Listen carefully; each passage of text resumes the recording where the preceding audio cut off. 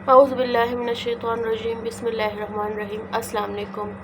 उम्मीद करती हूँ अल्लाह ताला से कि आप लोग बिल्कुल ठीक ठाक होंगे, अपने घरों में खुश और आबाद और ईमान की भरपूर हालत में होंगे। आप सल्लल्लाहु अलैहि वसल्लम ने फरमाया है, हदीस कुदसी है कि अल्लाह ताला फरमाता है कि जब तक मुझे मेरा बंदा पुकारता रहता है, मुझसे अच्छे की उम्मीद रखता है, मुझसे बख्शिश तलब करता है, तो मैं उस बंदे को माफ़ करता रहूँगा, चाहे उसके अमाल जैसे भी हो। इस हदीस से क्या साबित है कि हमें रेगुलर बेसिस पर बख्शिश तलब करनी चाहिए। वो किसी भी ज़िक्र से हो, वो किसी भी तरीके से हो, वो किसी भी अस्कार से हम कर लें। बहुत से अस्कार ऐसे हैं, बहुत से नवाफिल ऐसे हैं, जैसे सलात तौबा का हम कह लें, इस्तिग़फ़ार का कह लें, दुरूद शरीफ का कह लें, ला हौला वला कुव्वता इल्ला बिल्लाह, तहलील कह लें, तहमीद कह दें, जो भी आप कर सकते हैं आपके लिए ईजी हो। तस्बीह फ़ातिमा का अगर हम ज़िक्र कर लें। और दूसरा क्या है कि मुझसे अच्छे की उम्मीद रखता है। अब अच्छा गुमान करना भी इबादत है। हम में से बहुत से लोग लगे होते हैं काउंटर पे या तस्बीह पे डगड़क लगे होते हैं, तस्बीह भी कर रहे होते हैं, काउंट भी कर रहे होते हैं, लेकिन साथ में ये भी बोल रहे हैं, यार पता नहीं कबूल होगा कि नहीं होगा, यार पता नहीं मेरा मुराद है वो कबूल होगी भी या नहीं, या मेरी जो ख्वाहिश है वो मुझे मिलेगी भी या नहीं। तो या तो आप अच्छी की उम्मीद का जो कर रहे हैं वो करें, जो आप इस्तिग़फ़ार या तस्बीह कर रहे हैं उस पर तवज्जो दें, और यकीन कामिला होना बहुत ज़रूरी है। आपका रब वो ज़ात है जहाँ नाउमीदी की कोई बात ही नहीं है, जहाँ नाउमीदी का कोई ज़िक्र ही नहीं किया कभी कहीं पर कि या तो मुझसे नाउमीद हो जाओ तुम ये मांग कर, या इस स्टेज पे आकर, या जब मैं तुम्हें इतना दे दूँ तब तुम मुझसे नाउमीद हो जाओ। अल्लाह ताला ने कहीं ये ज़िक्र नहीं किया, ना कहीं बुक में आया है, ना सल्लल्लाहु अलैहि वसल्लम की पर कोई वही में ये अल्लाह ताला ने फरमाया है कि अपनी उम्मत से कहो कि नाउमीद हो जाए स्टेज पर, नाउज़ुबिल्लाह। हमेशा अल्लाह ताला ने फरमाया है कि अल्लाह ताला की रस्सी को मजबूती से थामे रखो, और जो अच्छे की गुमान रखता है, अच्छे की गुमान रखना भी इबादत है। सो लिहाजा जब भी कोई काम करे, जब भी अल्लाह का ज़िक्र कहीं आ जाए तो वहाँ से नाउमीदी हटा ली जाए।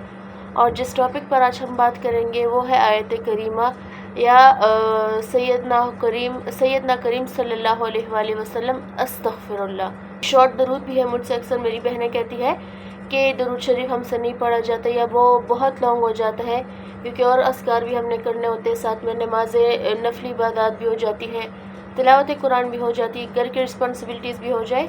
तो हमें कोई ऐसा पावरफुल अमल बताए जो कबूल भी जल्दी हो और हमारा टाइम जो है वो भी शॉर्ट हो जाए, उस पर टाइम शॉर्ट लगे। तो जिस टॉपिक पर हम आज बात करने वाले हैं वो है सैयदना करीम सल्लल्लाहु अलैहि वसल्लम अस्तग़फिरुल्लाह।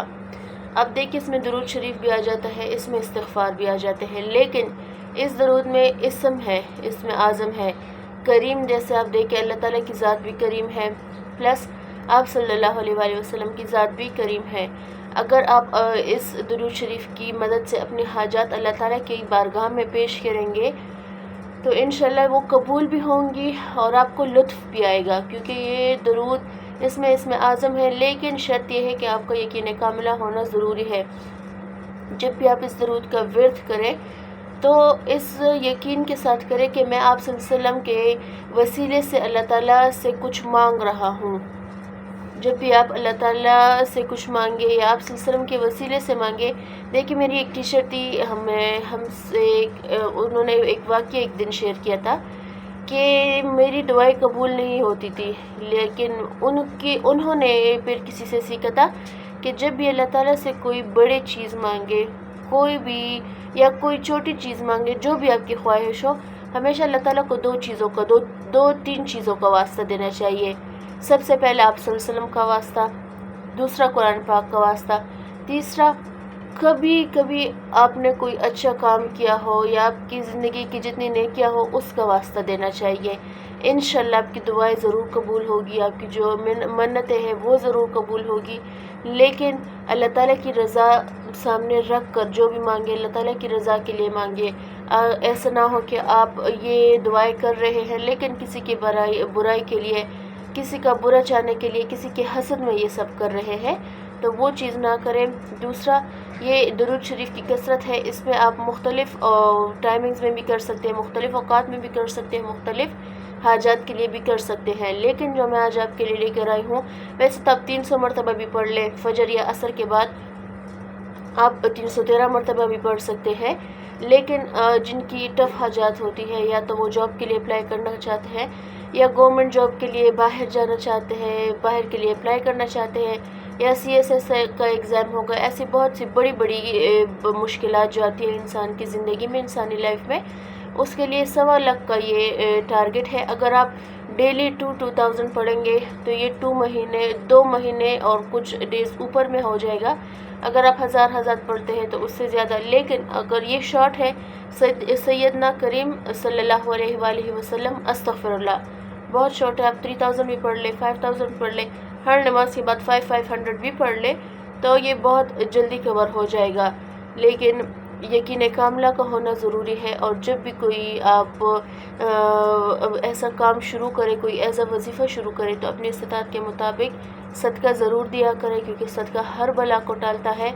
صدقہ اللہ تعالیٰ سے تجارت ہے، اور جب آپ کوئی صدقہ دیتے ہیں تو وہ دعا یا وہ کام رد نہیں ہوتا، اس کی گارنٹی ہو جاتی ہے کہ انشاءاللہ العزیز آپ کا یہ کام ہو کے رہے گا۔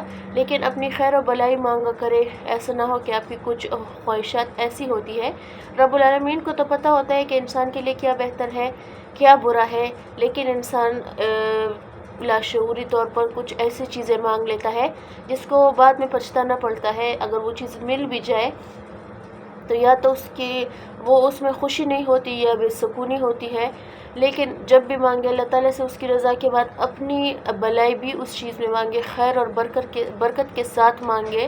اگر خدا نخواستہ آپ کو اس چیز میں آپ کی بلائی نہ ہو یا بے سکونی میں ہو آپ کی، تو اس چیز سے وہ چیز نہ ہی ملنا بہتر ہے۔ اور جب آپ کی اس دنیا میں دعائیں قبول نہیں ہوتی تو آپ کو اس کا صلہ، اس دعاؤں کا صلہ آخرت میں ملتا ہے، اور یقین کریں آخرت کا صلہ بہت بہتر ہے۔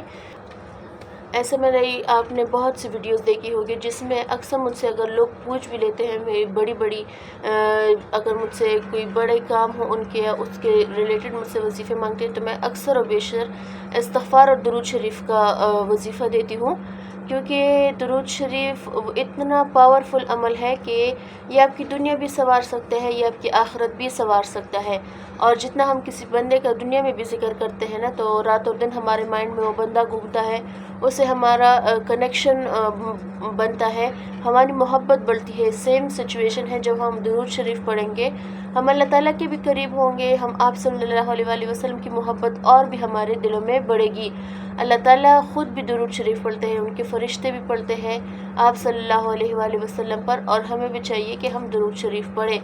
درود شریف ایک دفعہ اگر آپ پڑھتے ہیں تو آپ کے 10 گناہ مٹ جاتے ہیں، 10 رحمتیں آپ پر برستی ہیں، اور آپ کے 10 درجے بلند ہوتے ہیں۔ جب آپ کسی خاص مقصد کے لیے درود شریف کا وظیفہ پڑھتے ہیں تو وہ مقصد تو قبول ہوگا ہی ہوگا آپ کا، لیکن آپ کے گناہ مٹیں گے، آپ پر رحمت برسے گی، آپ کے درجے بلند کیے جائیں گے، آپ کی دنیا میں مشکلات کم ہوگی، رزق میں اضافہ ہوگا، کاروبار میں ترقی، جتنی بھی دنیا میں خواہشات انسان کی کتنی ہوتی ہے، فائنینشیل ایشوز جتنے ہوتے ہیں، ہیلتھ ایشوز ہوتے ہیں، بچوں سے ریلیٹڈ ہوتی ہے، گھر میں کتنی باتیں، کتنے کام، یقین کریں آپ ایک درود شریف کا سہارا لیں، صرف ایک درود شریف کا اپنا معمول بنا لیں۔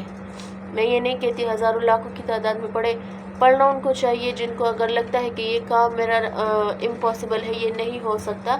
1.25 لاکھ کا وظیفہ ان لوگوں کے لیے ہے، لیکن اگر آپ ڈیلی 313 مرتبہ پڑھ لیں، 300 مرتبہ پڑھ لیں، 100 مرتبہ کوئی سا بھی درود پڑھ لیں، شارٹ بھی پڑھ لیں، درود ابراہیمی بھی پڑھ لیں، سیدنا کریم صلی اللہ علیہ وآلہ وسلم، استغفر اللہ، یہ پڑھ لیں، اس میں استغفار بھی آ جاتا ہے، اس میں درود شریف بھی آ جاتا ہے۔